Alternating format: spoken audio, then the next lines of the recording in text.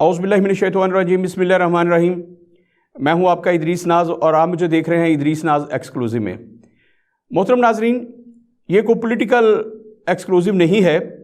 बल्कि आज जिस मौजू पर मैं बात करने जा रहा हूं ये मेरे दीन का मामला है, मेरे ईमान का मामला है, मेरे अक़ीदत का मामला है और मेरी अक़ीदत का मामला है। मोहतरम नाजरीन, आप मुसलसल कुछ घंटों से देख रहे हैं सोशल मीडिया पे एक वीडियो वायरल हुई है जिसमें मरियम औरंगज़ेब जब मस्जिद नबी में दाखिल होती हैं तो कुछ लोग उनके पीछे पड़ जाते हैं और चोर चोर चोर करके उनके पीछे पीछे नारे लगाते हैं। ख़वातीनो हज़रात,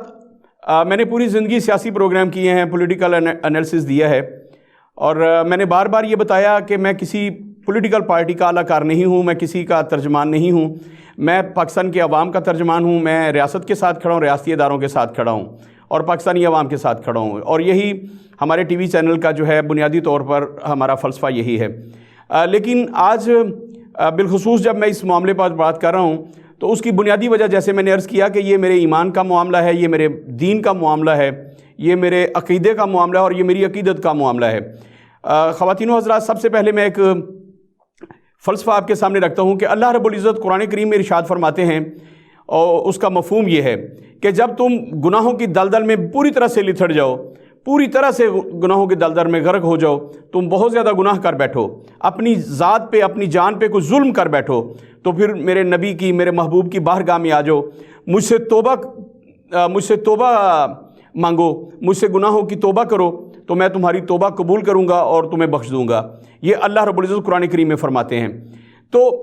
कोई भी गुनाहगार, मैं और आप, अपनी ज़ात को भी मैं शामिल करता हूँ। ख़वातीनो हज़रात, हम किसी ना किसी गुनाह में ज़रूर मुब्तला हैं। कोई शराब पीता है, कोई ज़िना करता है, कोई चोरी करता है, कोई सूद पे कारोबार करता है। अनगिनत गुनाह हैं जिनमें हम, सैकड़ों नहीं हज़ारों लाखों किस्म के गुनाह हैं जिनमें हम कहीं ना कहीं मुब्तला हैं। तो ख़वातीनो हज़रात, अल्लाह रब्बुल इज़्ज़त के फरमान के मुताबिक कि जब तुम अपनी जानों पर जुल्म कर बैठो, यानी बहुत ज़्यादा गुनाह कर बैठो,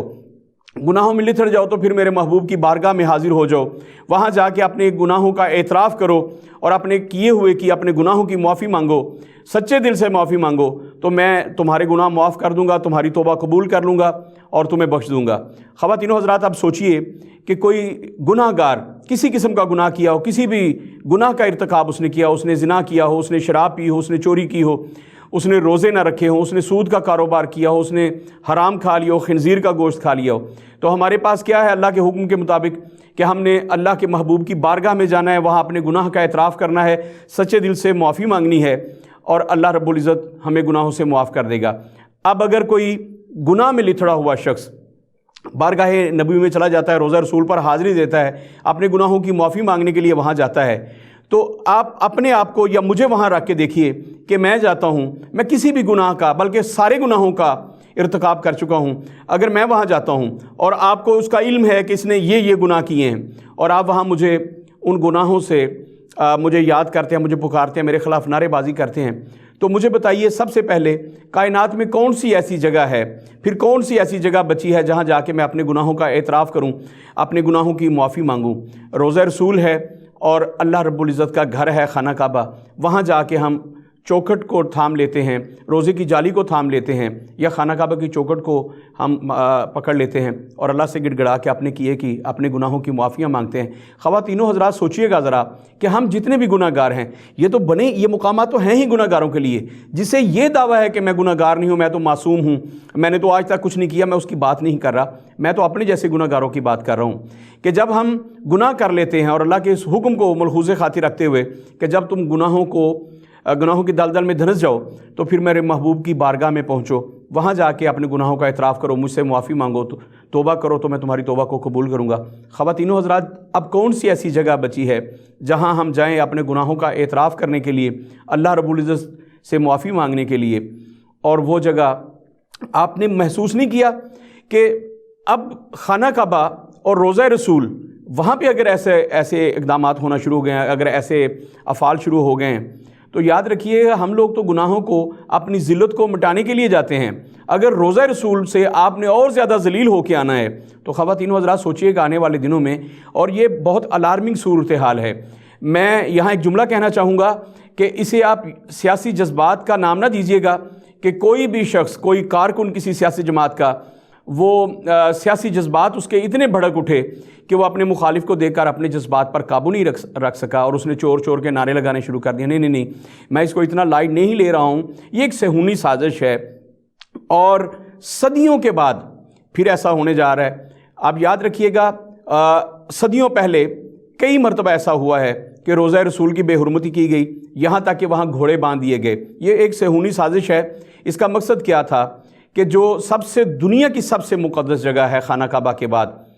روضہ رسول، اس کی عصمت کو پامال کیا جائے، اس کے تقدس کو پامال کیا جائے اور اسے عام جگہوں کی طرح اسے بھی ایک جگہ بنا دیا جائے تاکہ لوگوں کو پتہ چلے کہ اس کی کوئی خاص خاصیت نہیں ہے، یہ بھی عام جگہوں کی طرح ہے جہاں ہم گھوڑا باندھ سکتے ہیں، جہاں ہم نعرے بازی کر سکتے ہیں، کچھ بھی کر سکتے ہیں، جہاں ہم گناہ بھی کر سکتے ہیں۔ خواتین و حضرات، میں اسے اسی سلسلے کی ایک کڑی سمجھ رہا ہوں۔ یہ ایک سوچی سمجھی سازش کے تحت ہوا ہے۔ ہماری ریسرچ ٹیم جو ہے وہ اس پہ سرچ کر رہی ہے، ہم اس پہ ایک ڈاکومنٹری بھی بنانے جا رہے ہیں اور ان لوگوں کو بے نقاب کیا جائے گا۔ اس وقت تک کی اطلاعات کے مطابق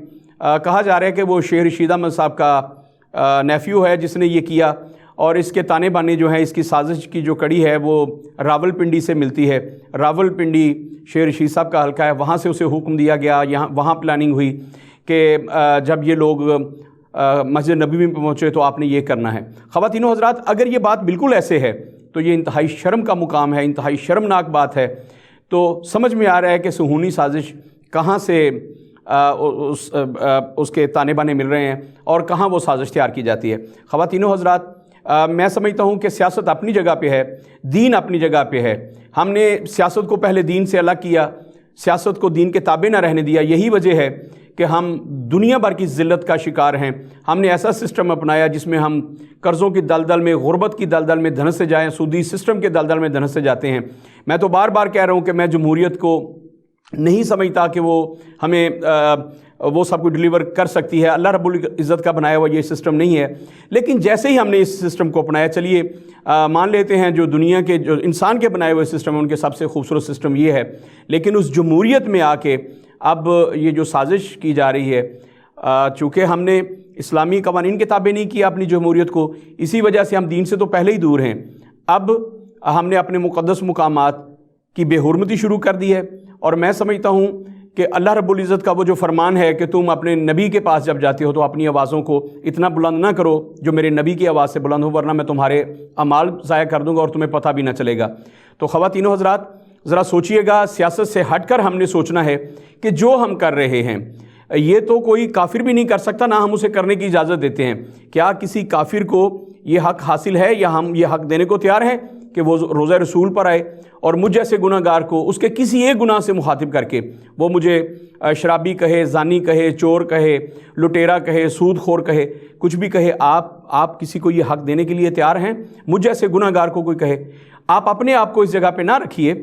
آپ تو بڑے مقدس لوگ ہیں، آپ کو کوئی کیسے کہہ سکتا ہے، لیکن مجھ جیسے گناہ گار کو میرے گناہوں سے کوئی یاد کرے، آپ اسے اجازت دیں گے؟ خواتین و حضرات، ہم قطعی طور پر اجازت نہیں دیں گے کہ خانہ کعبہ کی حدود میں ویسے تو منع کیا گیا ہے کہ آپ کسی جگہ پر بھی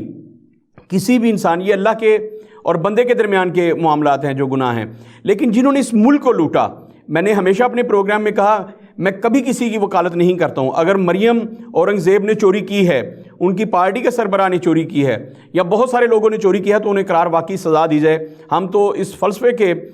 پیروکار ہیں، ہم تو اس فلسفے پہ کاربند ہیں کہ جس نے اس ملک کو لوٹا ہے، جس نے چوری کی ہے یا اس ملک کے ساتھ غداری کی ہے، اس کو قرار واقعی سزا ملنی چاہیے۔ لیکن یہ معاملہ اس وقت جو ہے مسجد نبی کی حرمت کا ہے، روضہ رسول کی حرمت کا ہے، تو میں بحیثیت مسلمان سمجھتا ہوں کہ میرے جذبات مجروح ہوئے ہیں اور میرے احساسات مجروح ہوئے ہیں، میرا عقیدہ مجروح ہوا ہے، میری عقیدت مجروح ہوئی ہے جو روضہ رسول کے ساتھ میری عقیدت ہے۔ اس طرح سے یاد رکھیے گا، اگر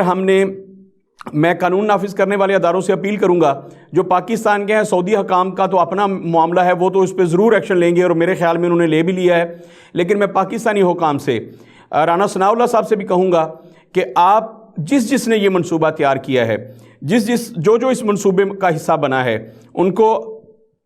قانون کے کٹہرے میں لائیں اور ان کو قرار واقعی سزا ملنی چاہیے۔ یاد رکھیے گا، اگر آپ سزا نہیں دیں گے تو پھر اللہ جو اپنے محبوب سے بہت زیادہ محبت کرتا ہے، جو اپنے محبوب کے شہر سے بہت زیادہ محبت کرتا ہے، پھر اللہ جو ہے اس کی لاٹھی حرکت میں آئے گی، اور پھر یاد رکھیے گا، پھر نہ آپ بچیں گے نہ میں بچوں گا۔ بے شک ہم اس کا حصہ نہیں تھے، اس سازش کا حصہ نہیں تھے، اس کارروائی کا حصہ نہیں تھے، اس عمل کا حصہ نہیں تھے، لیکن جب خدا کا عذاب آتا ہے تو پھر چھوٹے چھوٹے معصوم بچے بھی اس عذاب کو انہیں وہ عذاب جھیلنا پڑتا ہے، اس کا شکار ہوتے ہیں۔ تو ہم سب کو سوچنا پڑے گا کہ سیاست اپنی جگہ پر ہے، عمران خان سے محبت، نواز شریف سے محبت، زرداری سے محبت، مولانا فضل الرحمان سے محبت، یہ اپنی جگہ پر ہے، لیکن کیا یہ ساری محبتیں مل کر رسالت مآب صلی اللہ علیہ وسلم کو محبت کو کم کر سکتی ہیں یا اس کا نیم البدل ہو سکتی ہیں؟ ہرگز ایسے نہیں ہے۔ جب تک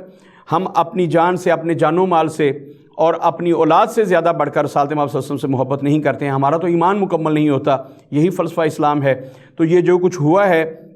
یہ قطعی طور پر آئین کا مسئلہ نہیں ہے، چوری یا قانون کا مسئلہ نہیں ہے، نہیں، یہ میرے دین کا مسئلہ ہے۔ اور میں سمجھتا ہوں کہ جن لوگوں نے اس جرم کا ارتکاب کیا ہے یہ کائنات کا سب سے بڑا جرم ہے، انہیں قرار واقعی سزا ملنی چاہیے، شیخ رشید کا بھانجا ہو یا اس کا بھتیجا ہو یا شیخ رشید خود کیوں نہ ہو۔ جس کسی نے بھی یہ قبیح حرکت کی ہے، یہ گناہ عظیم کیا ہے، اس کو اس کی قرار واقعی سزا ملنی چاہیے۔ اگر ایسا نہیں ہوتا تو یاد رکھیے آنے والے دنوں میں حرمت کعبہ اور حرمت مسجد نبوی جو ہے وہ پامال ہو جائے گی اور پھر اس کی کوئی حرمت نہیں رہے گی۔ لوگ وہاں پر ایک دوسرے پر کیچڑ بھی اچھالیں گے، جوتے بھی اچھالیں گے۔ میں سمجھتا ہوں کہ یہ سلسلہ یہیں رکنا چاہیے، فوری طور پر رکنا چاہیے، اس سے آگے کہ ہم متحمل نہیں ہو سکتی۔ میرا ایمان،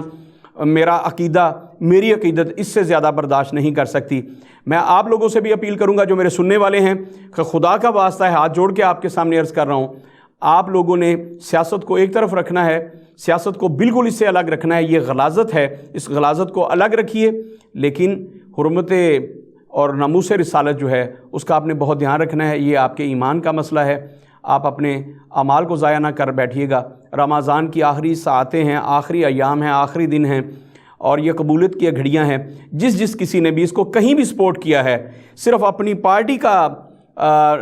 نریٹو لیتے ہوئے، ان کو چاہیے کہ وہ بھی توبہ استغفار کریں۔ جس نے بھی یہ کیا ہے اس نے اچھا نہیں کیا۔ اور جو یہ کہہ رہے ہیں کہ اگر چور کو ہم خانہ کعبہ میں یا مسجد نبی میں چور نہیں کہیں گے تو کہاں کہیں گے، آپ اپنے ایمان کی سلامتی کی دعا کیجئے۔ یاد رکھیے گا مسجد نبوی میں یا خانہ کعبہ میں کسی گناہ گار کو بھی، میں مفتی تو نہیں ہوں لیکن میں فتویٰ دیتا ہوں کہ جتنا مرضی گناہ گار ہو وہ، اس نے آپ کی آنکھوں کے سامنے کروڑوں لاکھوں گناہ کیوں نہ کیے ہوں، اس نے آپ کی آنکھوں کے سامنے زنا کیوں نہ کیا ہو، لیکن اگر وہ توبہ کرنے کے لیے مسجد نبوی میں یا خانہ کعبہ میں پہنچ گیا ہے تو آپ اس کو زانی کہہ کے، اس کو چور کہہ کے، اس کو سود خور کہہ کے نعرے نہیں لگا سکتے۔ یاد رکھیے گا اس کی توبہ تو شاید اسی وقت قبول ہوگی جب اس نے یہ ارادہ کیا ہوگا کہ میں اللہ کے نبی کے حضور یا اللہ کے حضور جا کے معافی مانگتا ہوں اپنے گناہوں کی، شاید اللہ نے اسی وقت اسے معاف کر دیا ہو۔ لیکن جس جرم کا آپ ارتکاب کر رہے ہیں شاید اللہ رب العزت اسے کبھی بھی معاف نہ کرے، آپ کے کسی بھی عمل کی وجہ سے آپ کو معاف نہ کرے۔ تو میری آپ سے التماس ہے، آپ سے گزارش ہے کہ آپ سیاست کو دین سے الگ رکھیے اور اس حد تک نہ جائیے کہ ہمارے چھوٹے چھوٹے اعمال اور ہمارے بڑے بڑے اعمال بھی ہماری نجات کا سبب نہ بن سکیں۔ اس پہ سوچیے گا ضرور۔ آپ لوگوں کا بہت شکریہ۔